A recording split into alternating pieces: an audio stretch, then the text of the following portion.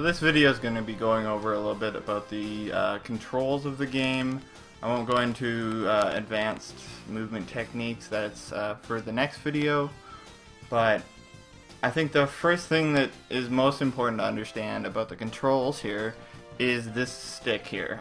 It is probably, I don't know, most of the important inputs in the game, and it's not simply that you. I'll just pop into practice mode here.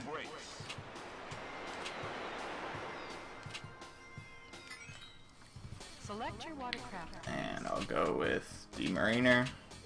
So it's important to understand what this stick actually does for control.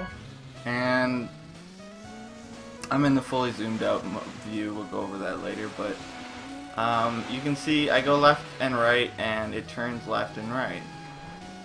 But you're not actually, what you're doing is you're tilting the bow of it, or the nose, left and right, and you're tilting the craft left and right as well. And when you go up and down, you can do a trick, but you're actually, when you go up, you're actually pointing the nose of your craft down. And when you go down, you're actually pointing the nose of your craft up. And when you're taking sharp turns, if you just take a straight right input like that, you get kind of like a slow and gradual turn. But if you go right and back, it actually slows you down and makes your turn much sharper. This is something that's used quite often in the speedruns for sharp turns. And when you're learning the angles, it's a good idea to look at the notches. Oh man. Look at all of the input gate notches and find angles in between these notches that work best for each of the turns. So after this, obviously there's acceleration, and you have two options for acceleration. A button accelerates, and the Z trigger on the bottom does the same thing. So you don't need to hold both because they cancel each other out. And this is a good thing because, well, before, I guess, a good thing is because tapping B actually, if you see, it kind of lowers your character down to what I like to call the base plane of the water. And what this does in practice, in application, is that it keeps your character from, like, without doing it, I kind of bob up and down like this. I'm going about 122. And doing this, I can go about 124, 127, 128, just by tapping this B button. And the ideal amount that you should be tapping B is about the amount that I'm doing it right now.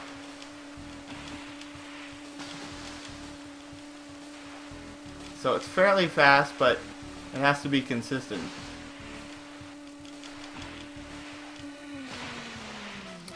Now you don't want to be tapping B all of the time. In some certain situations, you don't want to be near the base plane of the water. And one of those situations is when you're going off a wave like that. If you press B in the air, your craft will slam towards the waves, and that collision with the waves will actually slow you down significantly. So when you're going off a wave, you have to make sure that you stop tapping B until you hit the water again. And the other time that you shouldn't be tapping B, other than these two things, you really should be tapping B all the time. But when you're trying to make a sharp turn, it's not going to help you to go faster. So you should stop tapping B in sharp turns.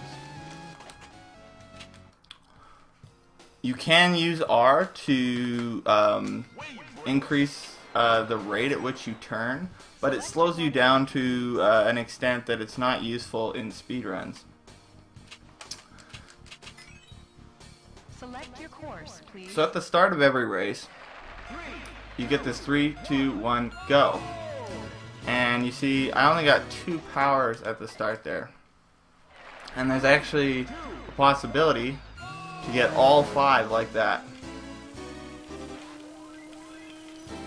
So you want to practice that and develop cues so that you know how to get max power the maximum amount of time so you're not wasting practice in between runs. This is a very basic thing of the game. It's even if you want to play it casually, it's an extremely important thing to know just to even beat your friends. And another thing, these C buttons right here, the up and down C buttons allow you to change your camera view from all the way zoomed out to all the way zoomed in. For speedrunning, you can have some preference in this, but all of the current records have done this on the fully zoomed in version, and you get in there from the default version, which is this. You just tap up on the C stick twice, or the C buttons twice.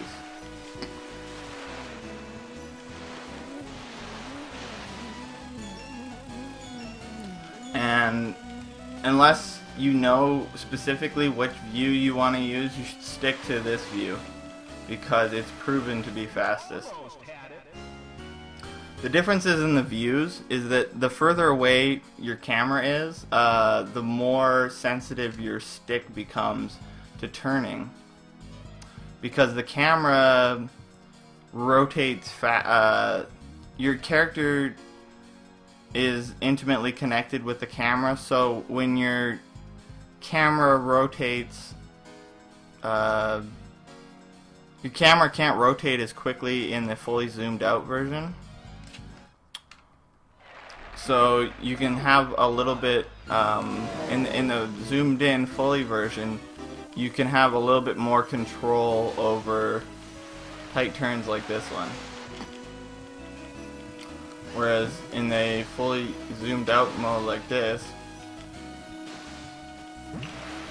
the same input gets you a much sharper turn. And it's just a little bit weird to use. So definitely use this view. For controls, that covers all the basic controls. Obviously start. And that's really all I'm going to cover for this video for controls. It went a little bit rambly, so my apologies there. Thank you guys for watching, and take care.